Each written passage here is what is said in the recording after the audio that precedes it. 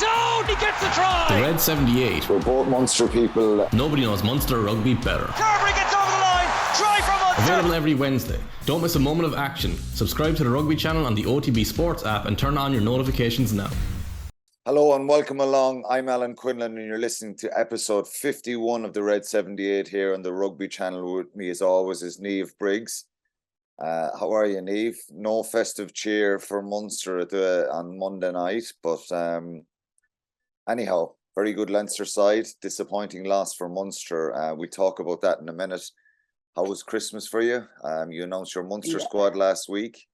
And have you been training over Christmas? We're going to a right busy period now because we start the Interpros Saturday week on the 7th of January. So it's been a very short window for us to try and prepare. So try and squeeze as much into it as we can. But yeah, look, it's been a busy Christmas working as well. So not much downtime. But as you say, probably could have been cheered up by a better result at Thorne Park. So your Interpros are on in a couple of weeks. Yeah, 7th of January. So we've literally had maybe less than 2 weeks to prepare so far. So we'll have one more week, 3-week build up. It's not ideal. It's very frustrating for us. But I think the only saving grace is that every province is in that kind of boat. So so we start the 7th in Cork against Ulster at 4:45. Get a good crowd out there. That'll be great. We must get one of the girls on after the Interpros now and see will they criticise the head coach. Anyway, come here. You were like one of those famous fellas at Thorne Park. You know, you were on the television. Oh, I believe and, so. And you were wrapped up in the coat and the hat, and it was like, like the celebrity spot. My mother said he looks like a lovely fella. Well, she's dead right there. I am a lovely fella. Well, I didn't realise at the time it was John Langford was nudging me afterwards. You know, John Langford, former Australian that played with Munster. He was back for a few days and staying with the Foleys in Killaloo, and he brought the family, his wife Nicole, and the kids with him. So it was great to have him meet him. That was a quiet night, was it? It was because I had AJ with me, my son, so we drove down and back that night. But it was lovely to be there, and it was nice. It was nice to catch up with John. Paul was there, Stephen Keogh, Ian Dowling, Barry Murphy, Dominic Crotty was there. We were trying to have a little bit of a reunion, but a lot of fellas were just tied up, which was understandable with kids and Christmas and all that. But we need to do one soon. But it was great to meet John Langford. He's such. To be fair to him, he gets mentioned a lot in our journey to start of that in 1999, 2000 onwards. The way the fitness levels he brought, the professionalism, all that kind of stuff, the way he helped people. And he obviously played very well on the field then as well. So very much loved by all the Munster fans. Everyone was stopping him everywhere. We should have got him on. Yeah, he's done enough talking and he'd bore us to tears anyway. And I'd say that to his face. But anyway, disappointing result, but as ever, we want you to be involved. You can always tweet us at Rugby Channel 15 or at either of our personal Twitters accounts. Leave a comment on YouTube or an email at the Rugby Channel at barmedia.ie. So we have lots of tweets. The reaction has intensified. Maybe people are at home and they're looking at their phones and checking, have a little bit more time. But we've lots of tweets. A lot of them are similar, again, in a sense that there's optimism. I asked the question in my tweet yesterday, were Munster on the right track? I probably could have asked, are we getting the most out of this group? And I suppose more people than not said, yes, we're on the right track. Obviously disappointing, mistakes made in the match, couple of penalties that went against Munster, but against an incredibly good side. And we know we should acknowledge it now. You know, Tyke Furlong is not playing. James Ryan is not playing. Caelan Doris, Josh van der Fleer, Johnny Sexton, Gibson Park, Robbie Henshaw, Jimmy O'Brien. The list goes on. It's phenomenal, the squad they have. But the players they picked, and Leo Cullen seems to get this right a lot. He picks guys who are hungry. They're obviously quality players, but they're hungry and they're trying to make an impression. And it's a really big game for them playing Munster. So very good side, but disappointing 1 point loss for Munster. So we've loads of tweeters. We'll try and get through as many as we can. Just before you do, there's one suggestion there, Niamh. and it's from, I'm just going to read out one from Ray O'Brien. And he said, Alan, I listen to your podcast regularly and have a suggestion that you get a fan on who was at the game to give the fans perspective. We may not have the same insight as professional players, but give fans reaction to the game. Really good idea. We tried to do that, Ray, with obviously, getting some interaction with the tweets, but it's definitely a good idea. And you'll be our first fan coming on here, Ray. So you're very welcome to come on anytime. Talk to us about what Munster means to you, what it's like being at a game. But I just thought it was, we're open to that, Nick. Yeah, so we want fan engagement. Yeah. So carry on. There's loads of tweets to read. Can I just jump back there to that Leinster thing where we spoke about they're a good team and missing all these frontline players? The biggest thing that they have in terms of the evolution of that group is every week, no matter whether you're a player who rarely plays or a player that plays every week, you're training with world-class players by world-class coaches. And I think for Munster to get to that level, that's 3, 4, 5 years down the line. Like, that's for Munster to be in a position like that. I feel like we have a world-class coaching team. I feel like what's coming underneath it is good. But I just think that we've got to make sure that right now it's like short-term focus or short-term goals and what they are. And I just thought Leinster, it's just different gravy. Just different gravy. And two of their overseas players, Charlie Ngatai and Jason Jenkins, weren't there either, Yeah. So the depth of the squad is phenomenal compared to what Munster are missing in the injured players they have and the backup and the impact off the bench and all that kind of stuff. And a lot of Munster players have been going now for 4 or 5 weeks. So unfortunately, it doesn't get any easier with Ulster. We'll talk about that next week. So sorry, go ahead. Yeah, so Ampool definitely on the right track. A game we could have won, but too many penalties and silly mistakes. Lots of positives. Brian Scobie, Glasgow fan here. Hello, Glasgow. Bit like Scotland, don't always leave the red zone with points. And I think that's a big thing we've spoken about before. And that's about being clinical and ruthless, isn't it, Niamh? And you get that. Good teams develop and learn that. And obviously you need the quality as well and top-class players. But it's a very good point. You got to, when you get in there, punish the opposition, and it hurts them a lot. Yeah. Joe said definitely on the right track, though the period where we had the lead and Leinster had a yellow card was frustrating. Poor tries conceded. Need to strengthen in the front three and also at 12 if Fekitoa isn't trusted by the coaching team. Earls looked off the pace after being out for so long. Alan Dooley, they played well and put it up to Leinster. The ref helped calling turnovers almost immediately for Jackal. Those missed kicks though, and a cover your eyes emoji. Dave said absolutely on the right track, but need to decide who our starting half-backs are. Starters last night just didn't cut it. Leinster still a step too far, even their second string. Shane Ivers, I think they are in terms of being on the right track, but too many penalties and lapses of concentration have cost them. Penalties are killing this team this season. Alan O'Finn, great contest. Munster competed well going forward, nice shape. Defence right up there. Felt if we had more depth with our second rows, we could have added more impact. Great scrum battle. Match was indeed decided by the forwards.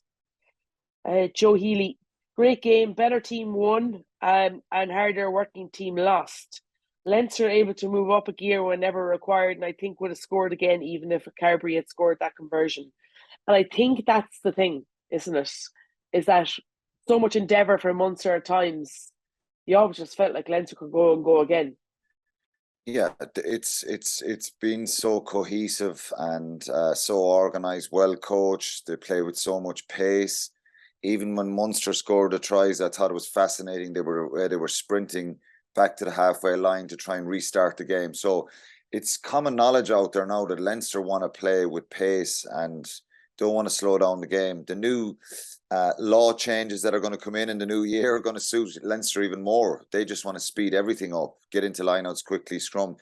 But then, obviously they can control the tempo and like the quality of their defence right across the whole 80 minutes was very, very strong. Munster scored 2 tries and obviously the penalty try. So they did really well. They had to work their socks off, but you just felt that Munster, that time when it was 14-6 and Munster got right back and got that try after half time, Yellow card. You just felt Munster, it's a great time, but Leinster literally went down the field, and for the next 10 minutes while the sin binning happened, I think Munster had the ball for 30 seconds or something. Yeah. Leinster had it for that long and controlled the game, and that's obviously scored 2 crucial tries. We'll get into that more in a minute, but there's certainly a control and a quality there that other teams are aspiring to be like. Yeah, 100%. Ashley Noonan, we only lost by a point, yet I never really felt like we were going to win it. Definite signs of improvement to be a good team, but we're still some upfront grunt, a settled game controlling 10, and some midfield pizzazz away from being a great team. We'll miss John Ryan. Jack Quinn, our collapse when Leinster had the yellow and missed kicks played a big part. We really should have won. I think that we were the better team on the night. What makes this loss so hard is that we were so close. Yeah, but a lot of people, sorry, Niamh, a lot of people mentioned the kicks. Joey Carberry missed a kickable penalty in the first half for sure. Was difficult. The conversion was really difficult from the touchline, and so it wasn't as if he missed multiple kicks. Certainly, the one in the first half was very kickable, but it wasn't. And I saw a few people mention that about kicks. It wasn't as if Munster left, 15 points really out there from the kicking team. Dave Parks, definitely an improvement against Leinster, but really disappointed to lose at home to them again. The 10 minutes against 14 men was shocking and cost us the game. Casey was the game changer, and Coombs was the best back row on the field and should have been man of the match, in my opinion. John Toohey, Leinster got into fourth gear for the 10 minutes they were down to 14. Munster never looked like winning. Expecting to win this game is naive. New coaches need 2 full seasons minimum to unpick Van Gran. Leinster have a 7-year head start. Maul defence and scrum good, work in progress. Willie Byrne, thought we did well and showed lots of bite, but for me in attack, Leinster looked far more superior and always looked like winners. Good performance, and there was a lot of dots after that. Mark Breen, we're moving slowly in the right direction. We need to offer more in attack. We have some great players coming through. Crowley, Frisch and Campbell look great. Casey offers more than Murray does. Who's our first choice halfback? Our first choice centres. There's a lot of debate there in relation to that. Dominic Larkin, need to decide who centre partnership is. Tony Fresh is the new deal, but needs a partner. Pack needs more oomph. We are on the right track, but need more time. Have to cut down penalties or improve the pictures to the ref. Okay. Listen, we've a lot there, and we've a lot to get through. If there's any more jumping out, you can go ahead. But I think it was just one thing that's come up a lot as well, and we'll take this point by point here. The halfbacks. A lot of people mentioned that they didn't play well. So Conor Murray, Joey Carberry, Casey came on, and Jack Crowley went into 10 in the second half as well. Is it unsettling? Do we need to nail down those positions? Because look, it's difficult. I think the last number of weeks you've had a bit of cohesion and selection, and it's helped. I think the that's nailed down, Quinny. His centre, well, it's nailed down. So why was Conor Murray? Is Conor Murray then Joey Carberry your first choice 9 and 10? I told you they're my first choice. I think that they're their first choice 10s. I actually, it's funny. I think a couple of things jumped out at me from that in relation to them. I was really surprised after the game to see so much. I actually thought it was quite a good performance for most of the parts. Don't get me wrong. No, I agree. There were elements that were incredibly frustrating. I actually thought Murray played well. I thought he did okay, bar one bad box kick. I thought Joey defensively was the best I've seen him, because I definitely had question marks over his defense at times. I found at times he might have been too deep when we went on when those out the back and a couple of skew kicks, but I actually didn't think he did that bad. And I know Grouchy talked a lot about the game plan and game management, especially in that last 10 minutes, but he wasn't on the pitch. It was Jack Crowley. So, but then we always know Casey's going to give us energy. He's going to give us so much oomph. He's going to give us an incredible amount of zip in that pass, and he allows us to play, at that extra level. But is that more effective when teams are fatiguing, or is it more effective from the start? I don't know, but yeah, we're going to find surprised. more. We're going to find out more about that. But I think the way Munster are trying to play, they need pace and tempo, and maybe Craig Casey is putting a lot more pressure on Conor Murray. But Conor Murray still offers a lot. Joey Carberry is still, for me, the number 110. I think they didn't have their best games, Conor Murray and Joey Carberry, in my opinion. They didn't have bad games, but when you play against Leinster, you're going to be under so much pressure continuously. And, I agree. Conor Murray's one of his kicks, maybe two of them were a bit too infield, and Hugo Keenan catches him on the run. I think Joey Carberry put up 2 or 3 good crossfield kicks where there was a contest in the air. Probably was a little bit deep at times as well, but you're always going to have a mistake or two. And when you're under that sort of pressure, it's a kind of a debate that'll rumble on a little bit, because I think Craig Casey, and not just Craig Casey, Niamh, because I think Paddy Patterson still I do as well, yeah. has a lot to offer as well. But the problem you have here is you just feel that obviously Jack Crowley can play 12, and I thought he played well the other night, but you'd love to have an out-and-out Big 12. Malachi Fekitoa has been disappointing. That situation has been disappointing. It'd be interesting to see if he comes back in this and weekend. Maybe he will turn it around. I give you the listeners and you an example. Jean Klein or Jean de Villiers, when he signed for Munster in 2009 after 2008, 2009 season, he wasn't really up to speed for a while, and it was probably post-Christmas, maybe December, and then post-Christmas when we started to see the best out of him. Hopefully something will happen with Malachi Fekitoa like that. I think he's paid the price for probably a couple of poor performances early in the season. I would challenge and that. Poor team performances. Yes, poor team performances in relation to, he was playing that once all the internationals came back, and we've seen this consistency in selection. There's been a lot of players that were playing with Fekitoa that aren't playing either. So I would love to see him in there with, a Jack Crowley, Joey Carberry, himself at 12, and or even at 13, and putting Anton Frisch in a 12. That way, then we're liberating him to be playing with players that are a better caliber, I suppose, than what he had been playing with. But look, it's frustrating. I do think that debate will rumble on. I just don't. It's kind of interesting. I think from Jack Crowley's point of view as a 10, I actually think he's a good 12, but we just didn't use him in the wrong way over the last 2 games. He's not going to be the one that's going to bash up for you. So when you're playing against Toulouse, Northampton, Leinster 3 weeks in the trot, you're going to be under a lot of pressure. You're playing against a lot of quality.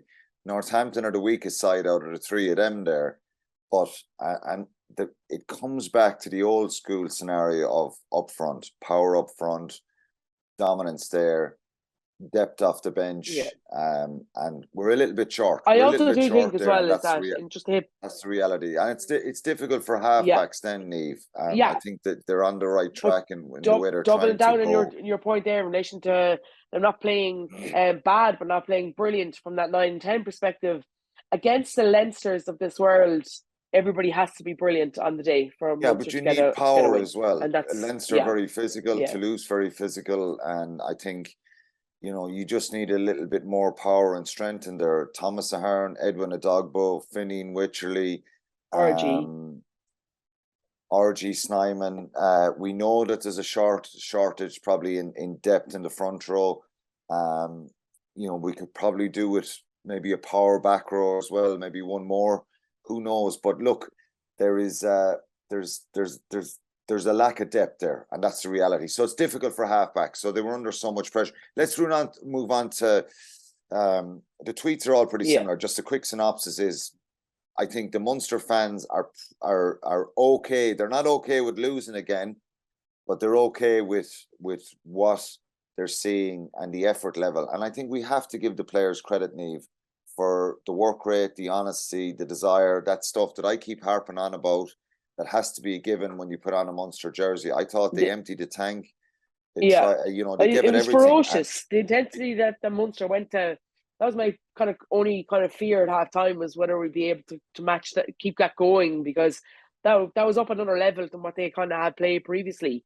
And I think we saw in the second half that that they weren't able to And do that for whatever very reasons. small margins. They could have won the game. So But against the for brilliant the first side. time in a while, I actually loved there was a little bit of niggle in that Munster Leinster. There was a little bit of niggle around, and I like that because we haven't seen that for a few seasons. Yeah. So there's a lot of heart there. There's a lot of passion there, and unfortunately, just didn't get the kind of breaks that the small margins went against them. Positives, negatives, something I do we try and do as well. So let's just talk about the negatives. For me, a little bit of control at times and territory.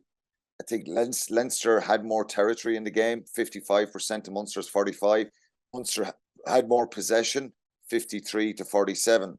And I just thought Munster could have been a little bit smarter in playing, a little bit more territory.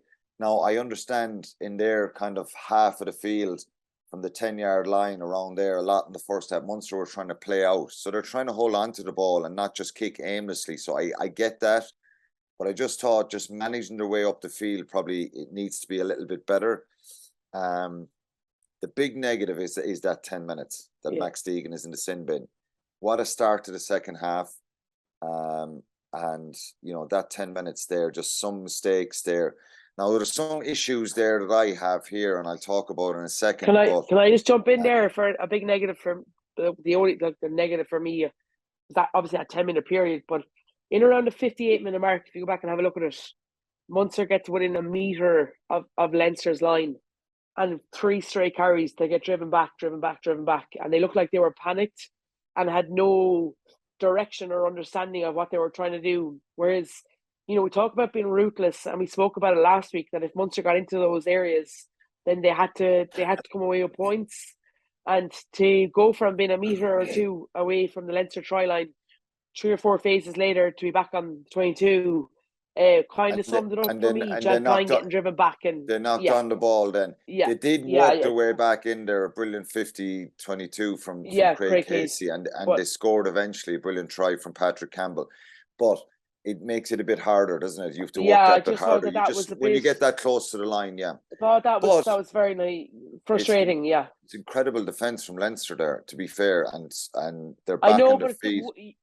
It's very easy to go back on your feet, go hit one out carries that are carrying by themselves, by the way. No latcher, no post latcher from contact, nothing to drive anybody over, no bit of deception and footwork. It was just literally target practice, and I think that's going to be a big work on for them for next weekend. So from the after Munster scored the penalty try, maybe listen in here to the podcast they might this week, but I'd love for people to go back and look at these. And 44 minutes penalty just inside Munster's half, near the 10-yard line. Tadhg gets his hands on the poach. Leinster have possession, and Chris Busby, the referee, gives a penalty against Conor Murray. Said he's taken the space. I watched it back about 10 times. I'm not sure really what space he's taken. I think he was probably taking the space of the scrum half passing the ball, but on the Leinster side and being in his way. But Tadhg is clearly on the ball. It should have been a penalty to Munster. It was a penalty against him. Leinster kicked into the corner, and that started that kind of pressure sequence where eventually Scott Penny scores a try. But in the lead up to that, Gavin Coombs on 40, they can send me a message on Twitter themselves. I'll talk to people about it. But on 44 minutes, I think that's incredibly harsh penalty against Tadhg. The referee blames Conor Murray, said he's taken the space. On 47.50, 5 metres out from the line, Gavin Coombs tackles Rhys Ruddock, gets back on his feet with a view to try and poach the ball, counter rucks, and Niall Scannell and John Ryan come in. That Niall Scannell counter rucks, then John Ryan comes in to poach the ball. Referee give a penalty against Munster. It's hard to hear Chris Busby what he's saying, but he's saying putting your hands on the ground and coming in from the side. If he's referring to Gavin Coombs, I think Gavin Coombs is initially trying to poach the ball after he makes the tackle and then has his hands on the ground. But if he doesn't have his hands on the ground, he's going to fall over. He kind of takes his hands back up and counter rucks then. For me, that's perfectly legal. People may argue and say, well, he shouldn't put his hands on the ground. Then he's saying that Niall Scannell and John Ryan come in from the side. It's totally wrong for me. So what ensues from that is Leinster scored a try from that quick penalty on 52 minutes, crossfield kick. So that's the first one, 47-50. Just have a look back at the Gavin Coombs counter ruck and the way that Munster were penalised there, right under the post. Leinster scored a try from it. 52 minutes, crossfield kick for Scott Penny. Dave Kilcoyne runs across, was half asleep initially and didn't realise there was no one outside him. The ball didn't set up for Scott Penny. Dave Kilcoyne gets across, makes the tackle. Jack O'Donoghue comes in a poach position. James Lowe then starts indicating that Dave Kilcoyne is in the way. He's killing the ball on the wrong side. He moves a second time. Chris Busby gives a penalty against him. Jack O'Donoghue is locked onto the ball. It was a clear penalty to Munster. What happened from that? Dan Sheehan scores a try. So the two tries, I would argue, should have been two penalties for Munster and 5 yards out. Now, people can argue and probably say, well, there's lots of decisions in the game, and there is, but these are the two big crucial ones. There's three of them there actually, with the Ty Byrne one as well. And I know, look, to be fair, he was pretty consistent in his interpretation, but I just thought those decisions went against Munster. Certainly the Jack O'Donoghue one and the penalty that was given against Dave Kilcoyne, in my humble, honest opinion, 100% Dave Kilcoyne, he moved out of the way. He was affecting nobody in the clear out. So he didn't stop any Leinster players going in clearing out. That was 14 points. So that's the game. And that's the 10-minute period. So, like, maybe it sounds a bit, I talked about referees in the last few weeks as well. We have the platform to talk about it. I know mistakes happen, but Munster didn't get, if they got one of them, say 50% of those two calls, they probably would have won the game. Who knows? Now, Leinster probably could have went up the field and scored again. But I just thought it was psychologically, it was massive. And if you look back, so that's my three: 44 minutes, 47, 50, and 52 minutes. People can go and have a look at them and give us back your opinion. We can talk about it again next week. I agree in terms of, at the time I was fuming. I was actually roaring at the television about the Dave Kilcoyne one, because he had effectively rolled towards the touchline and wasn't in it. And look, smart play by James Lowe. I think the frustration, though, will not be really with the ref from a Munster point of view. I think Dave Kilcoyne and Niall Scannell's attempt to tackle Dan Sheehan would have, incredibly frustrating. And from that point of view, you can't soak there. You've got to go and chop. And similar for the Scott Penny one, I think you've just got to make sure that you're tighter than that. I think from a coaching point of view, yes, they'll definitely be frustrated with some of the calls, but I do think that they'll be, and probably more frustrated with the fact that defensively on their own line that they conceded two soft tries. Yeah, look, I understand your frustration. I do think, like, I was roaring at the television when the penalty was given against Killer for not rolling away. Clearly, he had rolled out to the touchline, and clever play by James Lowe. I just think frustration from a Munster point of view, from a coaching and player point of view, will not really be with the referee, because I actually thought it was quite consistent across the board. I think it'll be a case of how poorly they defended and how soft those tries were conceded. I think that's probably where the frustration will lie. Yeah, definitely. It was they should have defended that a lot better, and obviously Dan Sheehan couldn't believe it when he went straight through, but he's very good at that, and Leinster are really good at that. Let's move on, Niamh. Maybe it is a bit of sour grapes for me, but I think they were just small decisions that went against Munster there, and it cost Munster dearly. 14 men to concede two tries like that. Keith Earls probably should have caught the ball, the crossfield kick from Harry Byrne as well. So there were certain things Munster could have done better themselves there. But that's the way it goes, unfortunately, and they lost the game. Let's move on to the star of the week. I think there was undoubtedly, you said it at the start, for me, the star of the week was Gavin Coombs. I think his form in the last couple of weeks has been outstanding. He had a real big game and scored a try, made some brilliant carries, was involved throughout the whole game, and a lot more consistent moments in the game from Gavin Coombs. And again, a bit of aggression.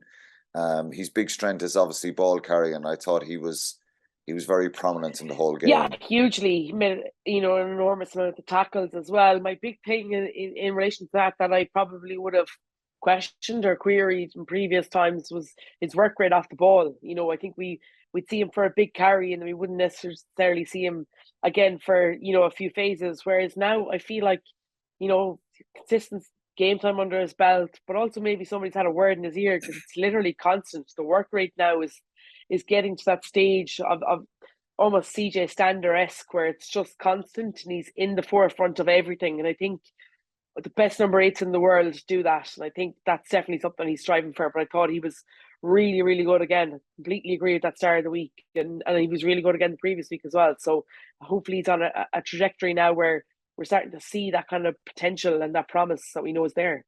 Yeah, he was obviously disappointed after the Ireland A game against New Zealand and been released back to Munster, not getting the game time in November for Ireland as well. But he has incredible potential and he's really important to Munster going forward. We should say, I think, with the effort level out of the players throughout you couldn't fault anyone. I think just being a bit more clinical, a bit street smart, and Leinster have that in abundance. So it's another tough learning curve for Munster, and going forward, they just need to be better at that. I think Jack Crowley missed touch at one stage from the penalty. Calvin Nash marked the ball, sliced it up the middle of the field as well. There were two things that need to be better, and they're mistakes that happen. But small things and small margins. Leinster are just very, very good at not making mistakes. And I thought defensively they were incredibly strong as well. So we obviously move on to the, what lays ahead after another disappointing loss to Leinster. Munster go to Ulster at the weekend. As it stands, Munster played 10, won 4 games and lost 6. It doesn't get any easier going to Belfast on Sunday, does it? No, absolutely not. I think that there's definitely been some question marks over Ulster over the last few weeks, and they have a lot of things that they're trying to sort out and issues that they're trying to work through themselves. And I've no doubt they're going to be fairly fully loaded as well, whereas I know Munster's international players won't be available. So we're going to be looking at players. But this is the thing, we need them to stand up. We need to create that depth. We need to create competition within that squad so that, if, for example, Keith Earls comes back from an injury, that he's fighting to get back into that squad as opposed to, do you know what I mean? And there are always going to be players that have that X factor and will always start for you, but there needs to be more within this playing group where they're pushing each other at training and they're genuinely debates about who starts and who plays, and this is a brilliant opportunity for these guys this weekend. But Ulster so good, so strong at home, and Munster are going to definitely be up against it. One big positive for Munster this year, and I think they need to be really good again defensively, is not giving up, soft tries and soft scores. And even the ones they've conceded this year, you could nearly debate a lot of them that they could have avoided them. But Leinster, who are top of the table, have their points against are 157. Munster's are 181. Munster are 11th in the table, and they're the second best for points conceded in the table, which is incredible, really. So Leinster have conceded 157, Munster 181, and look at the Stormers are second. They've conceded 193 points. So the problem for Munster, really, when we talk, I know we're talking defensively, is scoring points. Can Munster go and score in Belfast? And they've only scored 201 points. And how are they going to score and break down an Ulster side who are going to be pretty strong? They had a tough couple of weeks themselves. Nearly lost they nearly threw away a lead and a win that they looked inevitable with 10 minutes to go in the sports ground last Friday night. Jack Carty missed a kick at the end and they ended up winning. But How do Munster go there and score and break down this Ulster side? Yeah, I think they just got to look at the template from the last couple of weeks against teams. They're conceding a lot of scores. I think the pack, it doesn't have, without Ian Henderson. I feel like that that Ulster side are definitely short of that physicality that's needed. Like the likes of Nick Timoney and Marcus Ray and these guys are playing really, really well, but they don't have that physical oomph. And I think that Munster can definitely go after that if they can manage that set piece a bit better. And the biggest thing for me is Munster's ability to contain that back three from Ulster. I think if the likes of, I don't know if Lowry's allowed to play, but Ethan McElroy, Balakoon, these guys, they're all in and around. It's Stuart McCluskey, James Hume. It's an incredibly good backline, and Munster need to be as defensively sound from a backline point of view as they have been over the last few weeks. And they had issues there in that quarter final back in June up in Belfast the last time they were there, where Ulster kind of cut them apart a few times. So defence is going to be a real key at the weekend, and fingers crossed Munster can get back on track. It's been a busy couple of weeks. It continues for Munster. They're away to the Ulster this week. They've got the Lions at home the following week, and then they've got Northampton home, Toulouse away, and Benetton away. So a really crucial couple of weeks. We say that every block, but because they've lost those 6 games, it's just getting harder and harder and more difficult.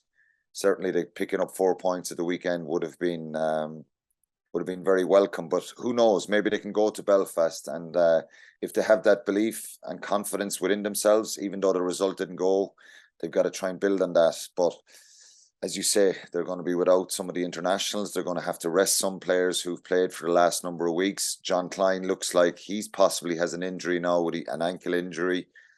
So they're going to be thin on the ground. They're going up to against a very good side who've only lost 2 games this year. And on the back of the A game, the A game are playing on Friday against the Irish 20s in Cork. So it's just constant. I think it's just that it's been such a busy period for them, for every team. They've got to try and manage the best way they can, I suppose. So looking ahead, before we sign off in 2022, will 2023 be a better year for Munster? Do you believe they've made progress? We can't keep looking back at what happened in the last couple of years. I think there is positive signs for the listeners that they are on the right track. They have to try and develop more strength, get a bit of luck with Snyman hopefully getting back the end of January, February maybe. But it would be disastrous for Munster not to get into Europe, and they're up against it. They've got a fight in their hands now, and we knew this fight was going to be there given the early results. So will 2023 be a better year for Munster rugby? Yeah, I'm definitely. I'm like a glass half full. So yeah, I really do. I like the way the direction they're going, and I just urge people to be a little bit patient. And I know that's an easy thing to say in a professional sport where it's ruthless, but I do like the look of what they're trying to do, and I feel a connection. I thought, coming across on the TV, you were there. The atmosphere and that supporter player connection seems to be building back again, and that's something that we've craved. So, yeah, I think definitely it'll be a better year for sure. They need a few breaks in the new year and get a little bit of luck, and they've been trying hard. So that's all we've asked for, and that's what they're giving to the Munster fans at the moment. So. Anyway, Happy New Year to everyone, to you, Niamh, and thanks for listening. And I'll probably get bombarded now with Leinster fans challenging me on the 3 penalties that I'm talking about that were given against Munster. But that's it for episode 51. Make sure you get your podcast straight to your phone. Just search for the Red 78, and don't forget to get in touch with us as well. You can send us a tweet or leave a comment on YouTube as well. So that's it. Happy New Year, Niamh, and thanks again, and we'll talk to you next week. Happy New Year, Quinny.